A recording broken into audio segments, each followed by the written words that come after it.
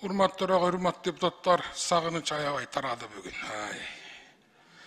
Абдан сагынып аттык эле жакшы болду. Негизи кээ бир министрлер Камчыбек Кылычбаев бүгүн аябай оперативный иштеп атышат, налоговый жооп бериптир. Бирок ар жагы бир нерсе бар, мен сизге өзүмчө түшүндүрүп берейин, Камчыбек Кылычбаевич. Мен ал дайым эр тараптамын, себеби мен элдин өкүлүмүн да. Бүгүн соцсеттерди карасаңар, Камчыбек Кылычбаевич Балбакты мындай урушту, тигиндей урушту, Талтаева деди, көтөрүп чапты, тепти деген укмуш демелечи. Талтаюу бул калыстык деген сөз экинчи мааниси.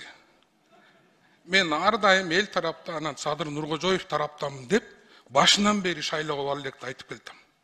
Садыр Нуркожоевдун командасы силерсиңер, мен силер мененмин. Мына менин позициям, мындан тайган жокмун, талтайган жокмун. Адахан Кимсанбаевдин тарапташтары айтып атат, Балбак бүтүнгө кошулду. Кошулган жокмун. Мен Садыр Жапаровдун жанында калган ошол ойдон каламын. Бирок калыстык үчүн кээде такшы келечекте коркунучтарды бейтарап кылыш үчүн чогуу иштеш керек, сындаш керек, коркунучтарды айтыш керек. Ошондо гана алдыга жылабыз. Ошондо гана өлкөдө ынтымак алдыга жылуу болот. А мен ага терикпеймин. Фейсбукта ар кандай пикирдеги, ар кандай провокациялар жазат. Ошол команданын ичине кирип алып бузуш үчүн көп нерселерди кылат. Вот ошолорго каршы биз турушубуз керек. Өлкө үчүн.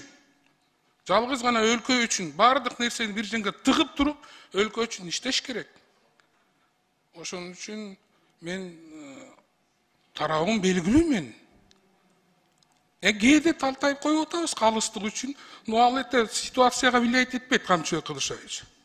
Ошон үчүн боло берет кээде. Пикирлерди айтыш керек деп атпайбызбы бизчи?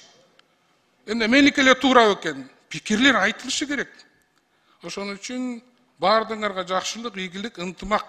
Биздин фракциянын атынан ынтымак. Жакшылык болсун. Рахмат, Балбак Зарлыкович. Мына эми оңолдуңуз. Рахмат сизге.